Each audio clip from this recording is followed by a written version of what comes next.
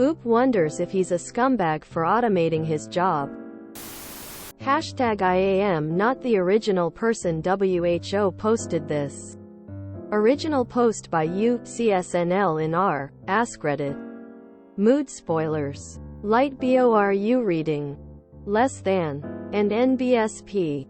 Reddit. My friends call me a scumbag because I automate my work when I was hired to do it manually. Am I? Submitted on the 9th of May 2012. Hired full-time. And I make a good living. My work involves a lot of data entry, verification, blah blah. I am a programmer at heart and figured out how to make a script do all my work for me.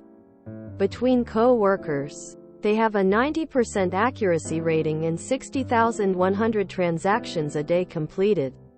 I have 99.6% accuracy and over 1.000 records a day. No one knows I do this because everyone's monthly accuracy and transaction count are tallied at the end of the month, which is how we earn our bonus. The scum part is, I get 8,595% of the entire bonus pool, which is a huge sum of money. Most people are fine with their bonuses because they don't even know how much they would bonus regularly. I'm guessing they get €100,200 bonus a month. They would get a lot more if I didn't bot. So Reddit. Am I a scumbag? I work about 8 hours a week doing real work. The rest is spent playing games on my phone or reading Reddit. Edit. A lot of people are posting that I'm asking for a pat on the back. Nope. I'm asking for the moral dilemma if my 90% bonus share is unethical for me to take. Edit 2. This post has kept me up all night.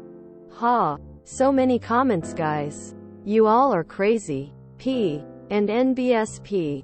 Response. You aren't a scumbag. But in my opinion, you should be maximizing. Because you've created a potentially very dangerous situation for yourself and your coworkers. Tone the script down a bit so it doesn't seem like a bot. And it doesn't seem like your coworkers are slackers. You currently have 10x their output while maintaining 110% of their accuracy. Sooner or later, at least in my pessimistic mind, somebody is going to ask questions. Then, and this is just emo, use your free time to look into methods of progression into jobs that you would actually enjoy working at, or creating more programs, rather than just phone gaming or Reddit. This way you're not only improving yourself during work hours, you're hedging against the company ever discovering that your job is entirely automatable. If they don't discover it, you've spent your newfound free time in valuable ways. If they do discover it, you can transition into a new job. TLD are not scumbag, but protect yourself against this being discovered. And NBSP. Update. My friends call me a scumbag because I automate my work when I was hired to do it manually. Am I? https www.reddit.com/r/askreddit/comments/vomtion/update. My friends call me scumbag because I Submitted on the 27th of June 2012. Original. Skipping link. Okay. The past month and a half has been insane. Like I said in my last post, the code was originally signed to only run on the desktop that I was assigned, and also required a password upon starting. I felt secure in that they couldn't steal and rip the code and fire everyone. I then went to my manager and told him what I was doing. He asked me, in Dutch, is the program still on the work desktop? And did you do it on company time? I replied yes. And yes. I was promptly fired and expelled from the building. Once I left, I called my boss's superior, or inferior, the one higher, and left him a voicemail saying what happened and that my boss fired me for it. But I thought he was being close-minded and not open to advancing the company. I also got a call from my manager, telling me I have to give him the password. I told him I am no longer employed and am not required to any longer. I get a call from my boss's boss, and he asks to have a meeting with me to discuss what actually happened and if it is true that it could save money, he would listen. But I was hell-bent on refusing to give out the password. Not to be mean, defensive, but the code was not designed for anyone to use. It was very primitive in the way it had to be set up. I didn't want to be liable for someone using it incorrectly. I met with him a week later. We discussed over tea about the program. I asked if I was doing anything wrong or immoral, and he said that the only issue was that I coded it on company time when I wasn't supposed to, and that the app not only was fine, no requirement to have it done by a person, but also saved the money lots and lots of money, and they never even realized it. They would have had to hire more people to handle the load, but didn't because everything was getting done. Once we talked about it, he said I was very talented and asked why I worked in the line of work I do instead of software engineering. I replied that I found this job first and was making such great money, which he didn't expect, and asked me how much I was making, me telling him the true amount. He was floored and cracked up laughing. I made more than my boss, but not the guy the first was talking to. He told me he would love to give me a job doing software engineering for the entire company's systems. I agreed only if that the current employees wouldn't be fired and would be put into different places in the company. We came to a compromise that some of the useless people, there were a few, would be let go. These people are morons beyond belief. But that he could find jobs for the rest. Translation was a big one, since us Dutch people have a culture of learning others' languages. Sales, HR and other departments, and a few of them were offered training for the jobs. A handful was kept on the original team, but their job was changed from manual input to now they work with the tool I built. As far as I know, the bonus program was slashed a lot, but they're still making more bonus than before, I bet, since I was taking it all. So now I am a lead software engineer over my own department, making the same base pay as I was making base plus bonus previously. No bonus, unfortunately, haha. Most other workers moved departments or changed jobs in their department, so most people got a good deal. Except my boss. They were upset with him before this, and were even more upset after him. He was notoriously a bad manager and he was fired over this. Oh well, they hired one of the previous people on my team to take over his job. TLD or IT worked out for 99% of the people. Edit. One thing is worse. My new desk chair sucks and NBSP. Hashtag reminder I am not the original poster. Once worked at a company that told me day one, we know things are inefficient. Don't try to improve any of it. Took over from a guy who had automated everything and spent his days playing in-browser games. I don't know if I could find it, but there was another story like this on Reddit.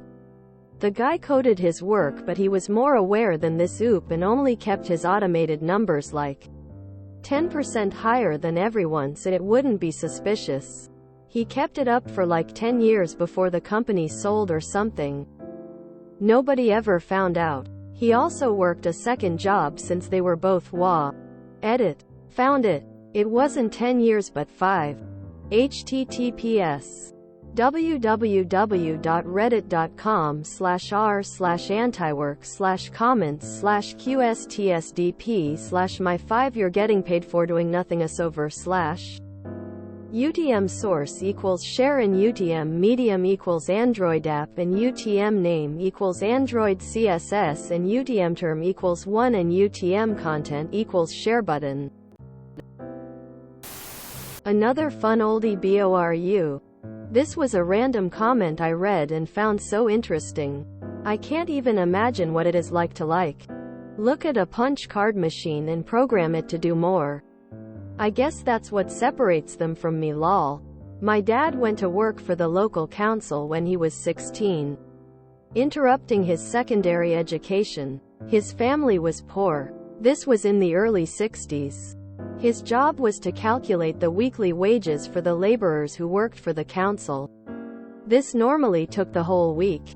In the corner of the office stood a punch card machine that nobody knew how to use. He figured out how it worked, programmed it to calculate the wages, and managed to get it so he could do 5 days' work in just one. He spent the other 4 playing with the machine and exploring how to make it do even more stuff, and eventually went on to a career in computer programming, writing software for banks when there were very few people who actually had that expertise. I couldn't be prouder of his laziness. Anyway, I hope you all enjoy reading this on a dreary Wednesday workweek hump day. Wow, you learn your employee has created a cost-saving measure and they're even telling you about it, and you fire him. Truly a bad boss. I'm glad the other was intelligent. I got my first programming job because I used VBA scripts to automate all my work as an administrative assistant. Ended up reducing my workload from 20 hours a week. Was part-time in high school, down to less than an hour. Eventually they noticed and asked me to take an in-house evaluation. Passed it and got moved over to coding. I also automated 8 hours of work into one, but mine was a solo, overnight report analyst role in a 24 hours call center. So no one really cared as long as the reports were ready at 8 a.m. when they arrived. So I spent my nights teaching myself HTML and VBA.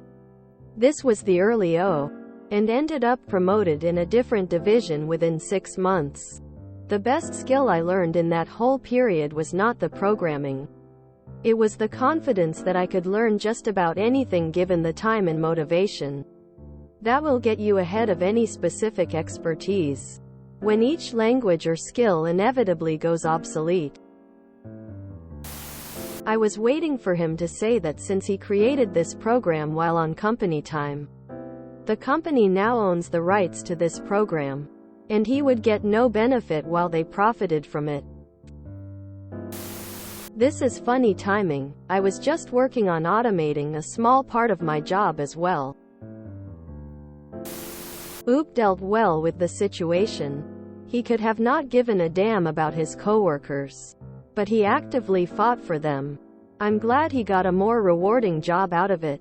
By the way, sometimes I think I am jaded about how narrow-minded and stupid mid-level managers can be, but I always find new appalling examples.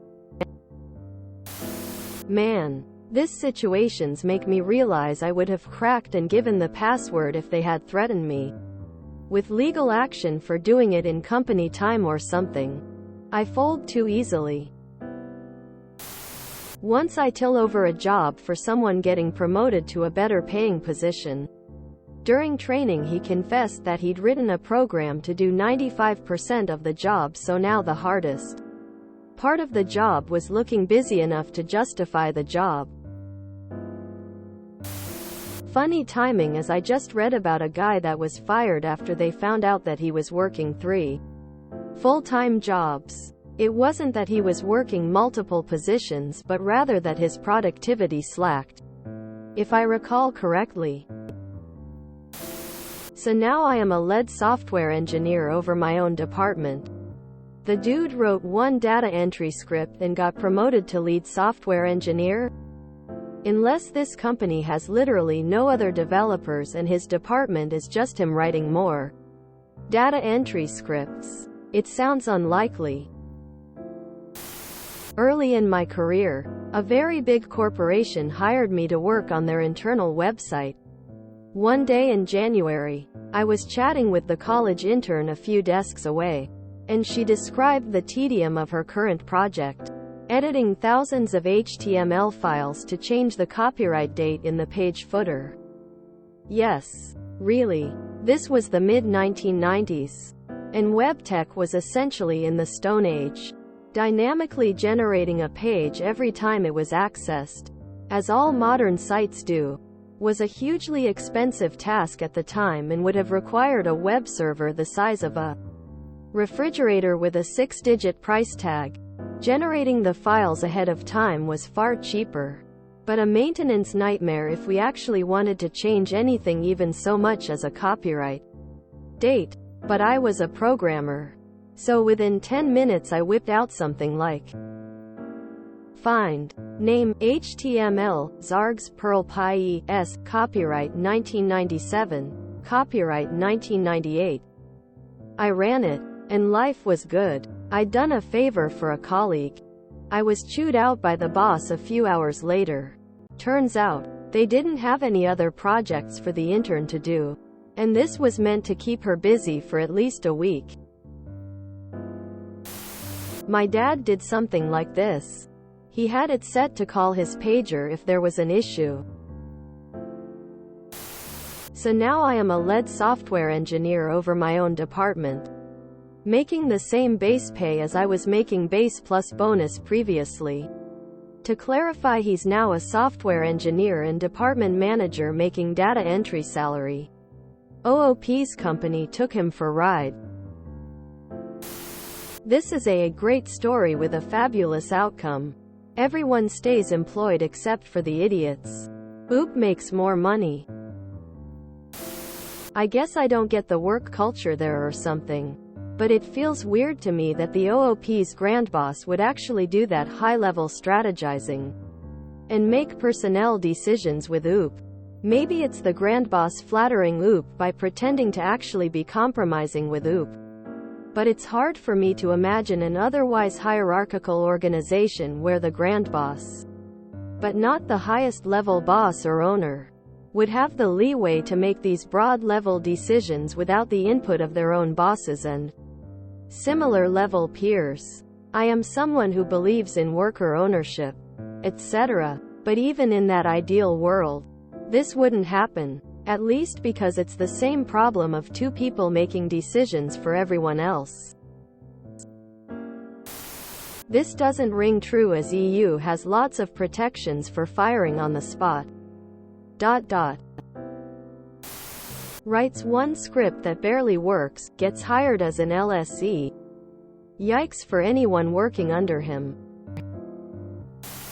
If you enjoyed this video, please check out our playlists full of similar content.